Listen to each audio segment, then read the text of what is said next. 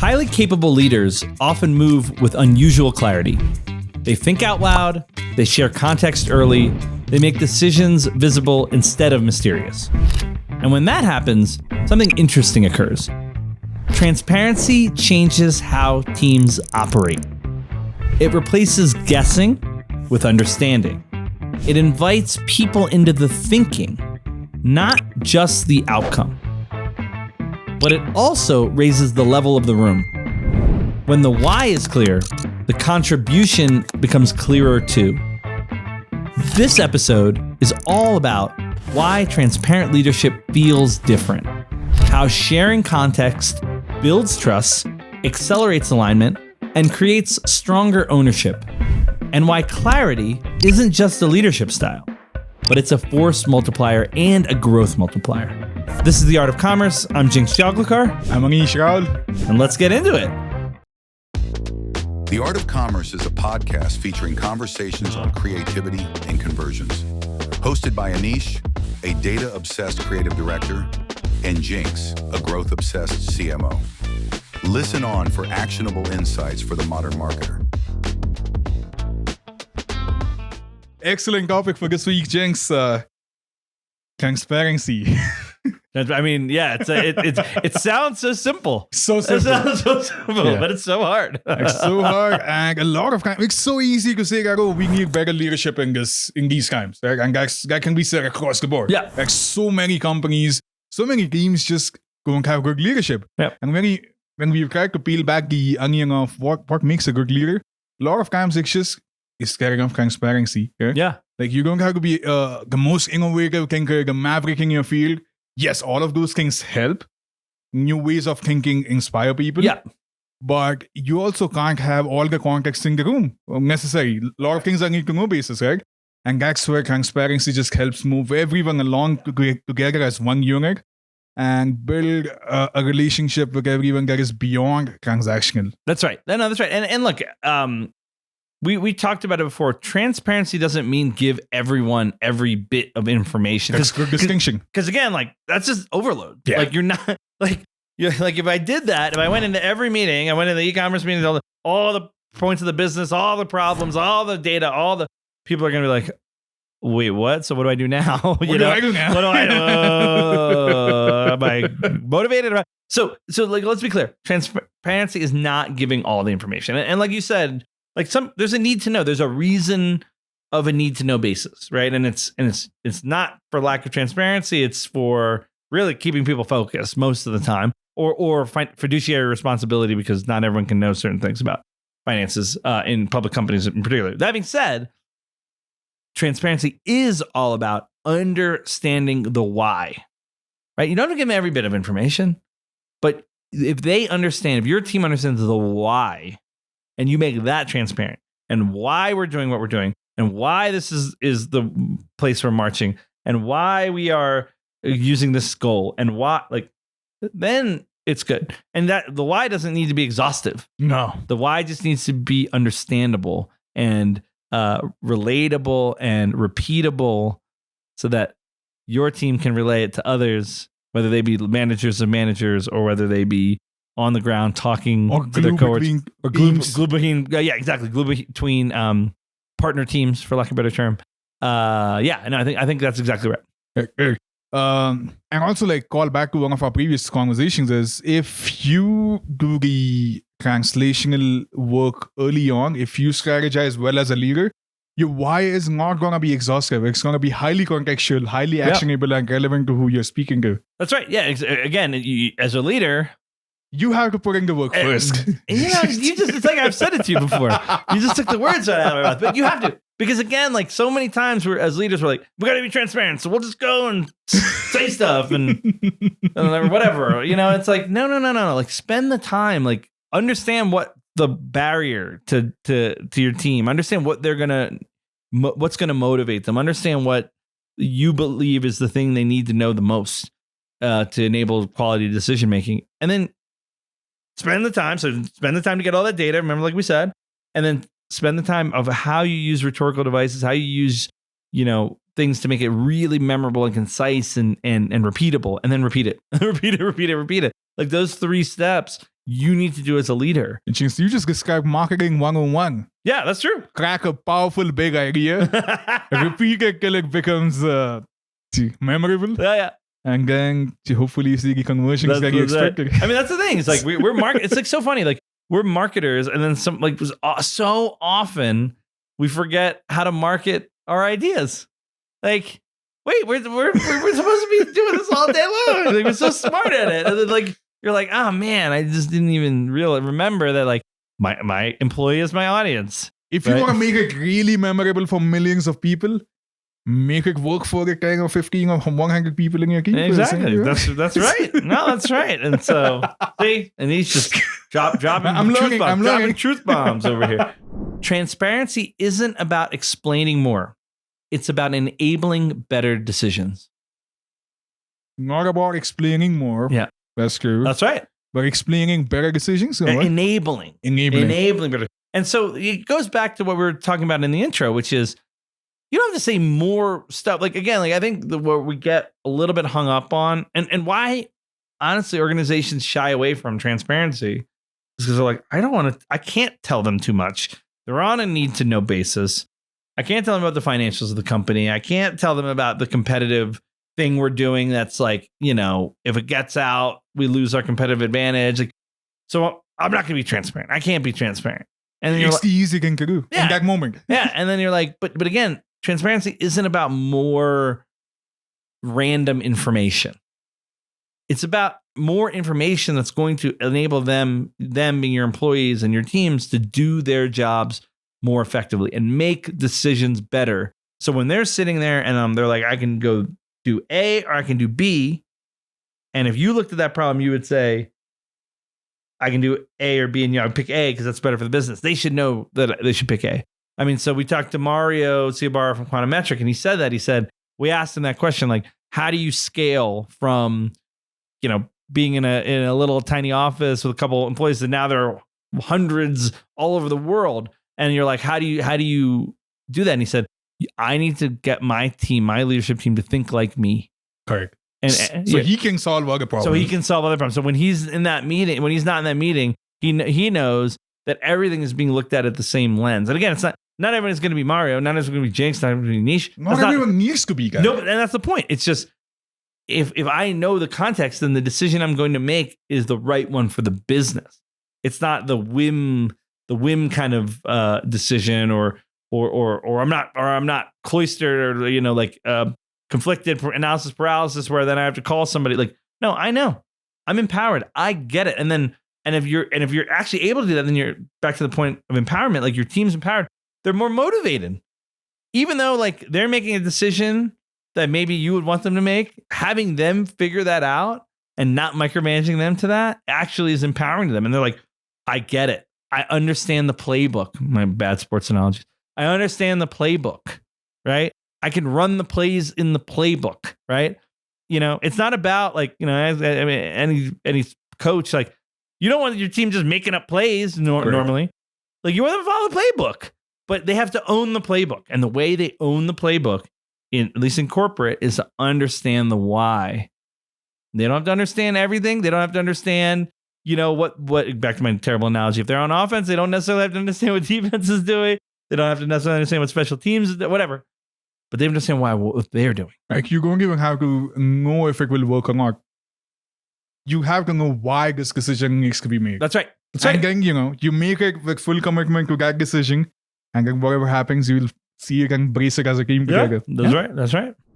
When people understand the reasoning, they stop asking for permission. Oh, excellent. I think that just extends what you just said in the previous one. If you understand enough context, then following the playbook becomes muscle memory of sorts. That's right. Because everything you do within your team, within your field of endeavor or your channel or your platform is naturally aligned to the larger strategy. That's right.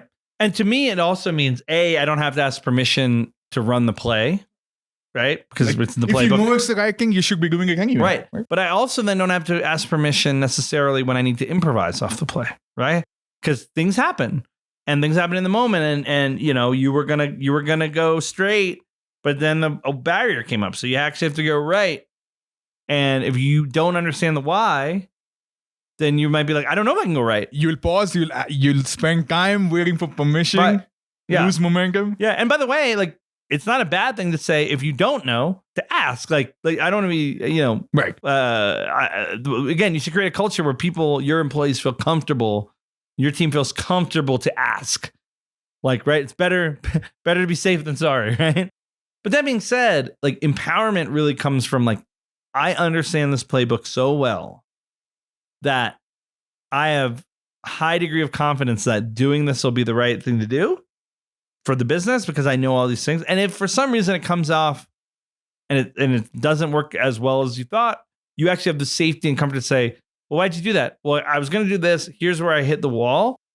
And so I turned right because I thought it was the best thing. And it didn't work out exactly. But here's my why, right? As a team member, as an employee, like, you should have the comfort to say, here's my why, right? If the leader is able to say, here's the why of what you're doing, you can say, this is why I did what I did. And then that could be a great idea. Or it could be, hey, let's learn from that together. But that's not a punishing impact where, back to I think we talked about it last time, judging versus discernment, right? Judgment versus discernment. Like, if you create a culture where judging, oh, why'd you do that? That was dumb.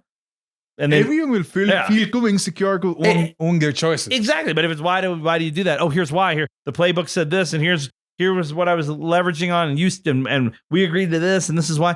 Oh, okay. Yeah, that makes sense. Got it. Okay. I would do it like this a little differently next time. And now all of a sudden, your team is empowered. Your team learns, right? And this is what we talked about in the early kind of conversation around leadership too. Like, the idea to create a safe space for people to learn and fail is just this, right? Because the only way you can do that is if you don't have to ask permission for every little tiny thing. But the only way you do that is leaders got to explain the why. You got to understand the playbook, and then you got to have what we keep talking about it. This idea of watching the tape, this retrospective on decision making. And when you successfully nurture a culture where everyone feels empowered to do the right thing, what naturally happens is your leadership gap goes down because that's one less decision that you have to personally make, because now you have empowered people to make it on your behalf. They understand why someone like you, someone like a leader would make this decision because you have enough context. That's right. And I mean, we talked about it in the previous episode. Leadership debt is that debt that it occurs when you leave things unaddressed. So you're not able to address things, and they start as little fissures and cracks, and they become the Grand Canyon. You're exactly right. Nip it in the bud. Nip it in the bud, and you empower your team actually to nip it in the bud. That's thinking at scale, buddy. That's what we're talking about. You know what I mean? You shouldn't. The buck stop. Let's be clear. The buck stops with you, right? As a leader, like, I truly believe that, and hopefully I operate that way. And my old team members will call me if they don't agree with me, but I believe I do, and I think the buck stops with you. That being said, the best way to do it is to get your team thinking like you and using that. They don't have to be you, but thinking like you, so that they are empowered to make the decisions. So that, yes, the buck stops with you, but you don't have to take the heat for a bad decision, right? That wasn't yours. You take responsibility for the team as a whole and the entire decision making. And that's really what it is. And when you successfully nurture a transparent culture, you also nurture a feedback loop where the team understands why your decision was the right decision, and where you also have the flexibility enough to consider the team's decision in the context of your things. That's right. So the whole system keeps on evolving, and everyone on the team grows together, not just the leader, not just the team. It's never lopsided, ideally. Right. It's everyone going at the same pace with the right context. That's exactly right. No, that's really the I love that you said that, because that's the way you really scale, right? Like, you scale yourself. Right, we always say, well, become replaceable. Scale the business. Yeah, become replaceable. Because again, like, when we're younger, we're really worried about being replaceable. Well, I really have to show this. But as you grow, you're like, actually, like, I don't need to do this. Yeah, nobody actually cares about that. Like, they care if we're hitting our numbers, we're doing the things, like, and so I can actually spend more time being strategic, thinking through the right ways to talk about strategy, thinking about the right ways to empower my team, the right ways to enable new ideas, not every little decision. And then, once you free yourself from being that choke point and that bottleneck, like, then you start to really crank. Oh, that's awesome. Transparent leaders don't control the narrative. They invite others into it. Wow. it takes a lot of security and conviction in your narrative to invite others into it. Because it's so easy to say, do it because I already saw. Yeah. I think it's the right thing. Yeah. And then, but here's the deal. I totally agree with that. Like It's the easiest thing to do is just do this. No conversation. Right. And I'm a big believer, I've said it multiple times, that like good ideas, great ideas come from multiple ideas. And you put them together and then you distill it. Well said. And then it's this, you put it in the crucible and out of the crucible comes this like kernel of the pure truth, right? Yeah. The thing we're trying to do. And you can't do that if you're doing it in a vacuum. That being said, I think what it really means is you have to have a lot of conviction to your ideas. What I'm not saying is, you don't have a point of view, right? And I say this a lot. Like, I don't have an ego about it. Well, hopefully, like you'll tell me, Anish will tell me. But I feel like I don't have an ego about it, right? Great. And this is the kind of way I approach it. So again, we're climbing the mountain with everybody. We're not on the mountain, so just take it for what it is. I don't try to approach it with an ego. I try to approach it with a definitive point of view. But that's where this idea of like a Socratic kind of method of let's debate the point of view. Is it the right point of view? Okay, I have conviction on my point of view. I believe it's right. Here's why. What do you say? Well, I agree, disagree here. Okay, valid. But what about this? And all of a sudden you start to generate this really great new truth that actually comes from your ideas, right? And so, or your initial POV, right? But to me, it's about conviction. It's about having a point of view, but it's not about having ego. And I think so often we mix conviction and point of view with ego. Not to say like you're egomaniacal. I'm just saying like we just put it together and say, oh my gosh, if I don't bring if I hear other points of view, then I don't have the right conviction on this, which actually isn't the right thing, right? And even when we'd hold brainstorming sessions or workshops, which are a little difficult, and like I would always say, I'm controlling the pen, and I've talked to you about this. Like I control the pen to make sure that I was able to get my points of view across. I think it's an excellent thing you should expand about. What is controlling the pen? So controlling the pen is when you're in these brains. So like a lot of times we'd say, we have a problem. We need to fix it. And a lot of times you'll say, we're going to brainstorm, we're going to get a meeting and da-da-da-da. And then a lot of great ideas get thrown out, but nothing ever really gets done, right? Like, so I've witnessed that in my experience. So what I do I think it's very important, by the way, for the leader to do this. I don't think you should like delegate this to a scribe or anything like that. Like maybe there's somebody that's taking more copious notes. Like Gemini? Or Gemini, yeah. See, I was literally about to say that. Or granola or whatever, but like reality, like you as a leader, get on that whiteboard, write out, here are the problems that we need to solve. Here are the constraints, right? All the knowns. You write on the board. You write, and then you source. What other than things? You get it. You write it.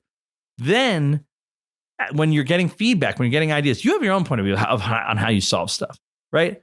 You should be infusing that. You should be writing those. Or if you're hearing an idea that maybe doesn't have all the context that you do, and it's along similar lines, you're actually able to take that idea and say, well, what about this? What about this? And start to formulate it. And then you write the more mature idea down. Yes, you're by the virtue of holding that thing, you become the de facto translator as well. Exactly. So you're nudging the idea and grooming it into the right case.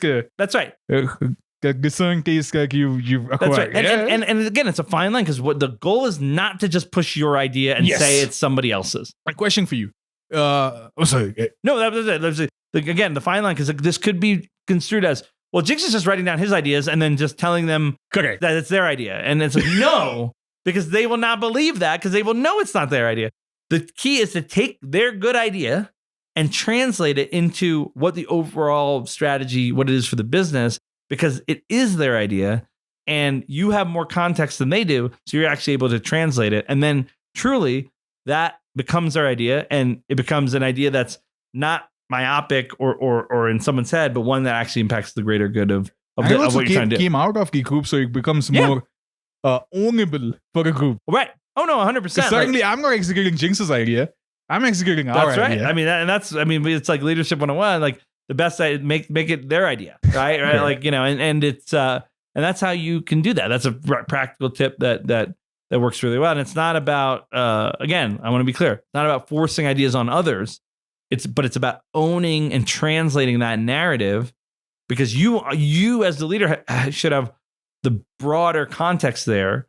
And if you just give a scribe something, they write something down, they really don't understand the meaning of it. And then you look back at the notes or you pull out the strategy, and then the team, again, back to the point we made in earlier episodes, they don't have the clarity of thought to make the decision, because they say, wait a minute, that word, what does that word mean? Whereas when you own the pen, you're like, this is a word I'm writing, and this is the reason I'm writing this word.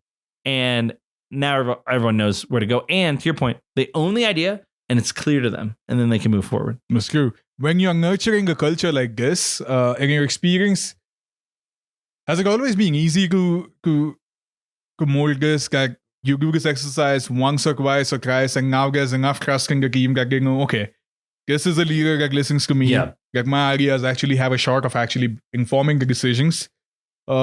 And conversely, what happens when you're faced with ideas that are just not good enough? And you still want to nurture that trust and develop that culture. Yeah, no, I mean, so do you take ideas that don't necessarily make a lot of sense to you, but you still, let's hit the first question. I'll do this in order. At least packs them in there. So so I don't think it's quote easy, correct, but I think it's just a trust, a building of trust, right? And so the more you do it, the more latitude you have. There's still debt. You'll still have a fissure. You'll still dismiss somebody's idea accidentally, or they'll feel that way, and the trust gets taken down a notch.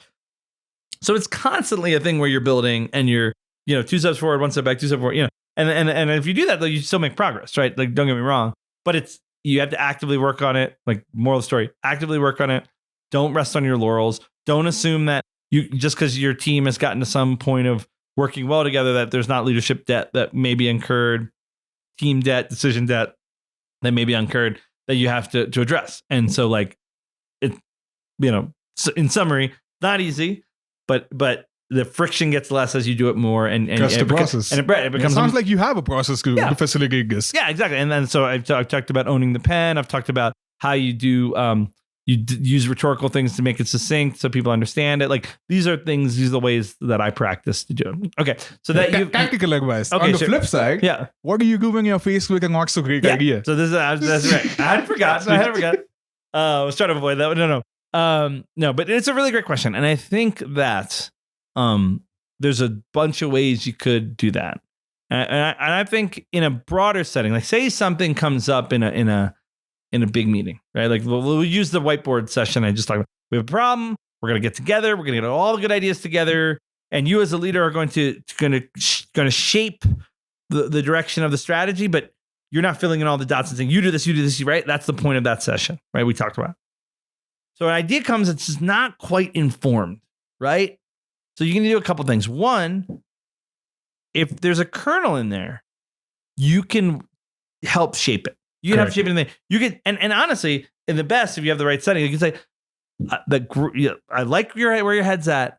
However, did you think about this? And you say it in the meeting, right? And then in the best setting, then they're like, oh, I didn't think about it. Okay, but let's take that kernel, guys. Here's what he was talking about. Here she was talking about. So how do we morph it, right? So correct. So that's one. That's if it's good. So that way you haven't compromised the integrity of the strategy session. That's right. And you also have, in some ways, made the idea better. Right. Because there has to be something meaningful. Right. And you make the person feel heard. Yeah, and feel heard. And sometimes these kernels, there's kernels of truth to the ignorance of it. No offense if, it's called them ignorant, but like, they missed something. The point is they didn't have all the facts. They said something and you're like, I never thought about it that way. There's a fresh perspective. There's a fresh perspective. It was like almost like a childlike wonder thing that, like, maybe there's something in there. And so to not dismiss it is good. So that's like the best case scenario. The second scenario is it just is not related, and you can't ladder it back, and you can't kind of get to it. In that case, I use my friend, the parking lot. So you just create a big box on the side of your whiteboard, and you said, this is the parking lot. We're not going to not get to it. We're just not going to get to it now. And if you put in the parking lot, because again, there might be a kernel of good idea in there. It's just like, And that idea, the parking lot ideas may evolve into something which plug into this big strategy that you're trying to. That's right. And by the way, even in the conversation you're having, you may be talking about something and you're like, wait a minute. That makes sense. Dotted line to the front. Right. And so you put it in the parking lot. Again, you acknowledge, they feel heard, hopefully. Correct. But you don't derail. Right. And then, and so those are basic. I would use those in the setting. And then after, it doesn't have to be right after. But like in your one-on-one, in your whatever with that individual, I would grab them and say, hey, like, thank you for contributing. Because first of all, it's hard to contribute. Like, I've been in many, many meetings in Anish's too. Like, a lot of people, no one says a thing. Correct. No one says a single thing. And so the fact that somebody just let their voice be heard, like let's acknowledge it, man. Like, let's celebrate that. It's not easy to speak up. It may come naturally to some of us. Yeah, it's not easy to speak up. And even if it's not the best informed idea, like, let's celebrate the fact that they had the courage to do that. Now, once we celebrate the courage, let's explain to them why, or not why, how their idea could be better. And what the inputs needed and what the thought process could be to actually have an idea that doesn't land in the parking lot or doesn't need a complete reshaping, right? In the moment. And that learning hopefully is so valuable to them that now they have the confidence to speak up, but they're educated, right? The last thing we want are people speaking up and not be educated about topics. Plenty of those. Won't get into it, but like, that's really how you create a dynamic of a team that feels like they can be heard, feels like they can say things, but feels like they are learning and feels like they're getting benefit. And, we often as leaders may forget, like, they look up to us in a certain way, maybe not every way, it's fine. And I'm sure it's, certainly not physically look up to me, but like they look up to us in a certain way. And so like to say that means something. Like that could be dinner table conversation for them that night, right? Oh my gosh, my boss said this. And like, yeah, like, it was sort of weird. I didn't know what I was saying, but like, oh man, now I feel so energized and because the next time. Right. And that's what we're striving for. And that's how you create a culture. So that's my tactical bit on that. Excellent. Like, if done well, you just created or elevated someone's presence in that room and their mindset going into these conversations. Right. And hopefully made them a better thinker, a better producer of logical ideas, right? Correct. Like, because again, like the point we just made, like if you're the bottle or the bottleneck, the choke point behind all this, it's because you're not doing things like that where you're like, this is how you need to think. This is how I make you a better thinker. This was an excellent conversation on transparency and just how do you elevate the status of a team to go beyond just note takers and active thinkers. Right. And I mean, look, it said transparency, but we hit so many things in this. And again, just to sum it up, transparency is not giving people too much information, allowing them to make better decisions, giving the information that'll make them have better decisions. It's creating a safe space where you can, where they can voice opinions. You can help mold them. You can make them better thinkers. You can make the team better. And it's about also, to a certain degree, owning that pen and, helping in real time shape some of the thoughts and strategy that's coming from your team. And I think that's just, it gets lost when you say transparency because people think, oh, I'm going to give them every piece of information and then leaders shy away from it. But there's actually so much deeper in there that a leader can bring out of a team once they understand really what productive transparency, for lack of a better term, can be. Yeah. I've lived these lessons with you. Hearing you talk about them today is so great. I'm going to be thinking about these all through my work week. If you've similarly found great value in some of the things that we've discussed today, leave a like. In the spirit of transparency, Jinx, 90% of our viewers have not subscribed. Oh, we know that. So if you're listening to this section right now, we know we're watching you. Subscribe and like and share this with your favorite marketing leader. Please do. Yeah. Subscribe, share this, subscribe. Like, again, I can't say it enough. The feedback we get when somebody says, I found you, friend recommended me, or old colleagues, things reach out, say, hey, saw this on LinkedIn. It means so much. So take it a step further, share it with others, subscribe, and we'd love to hear your feedback and if we should do more of these and how and what kind of topics we should have. Yeah, Eric, we'll see you next week. This is the art of commerce. featuring conversations on creativity and conversions. If you found value in today's episode, follow the show, leave a review, and stay tuned for more insights for the minds reshaping modern marketing.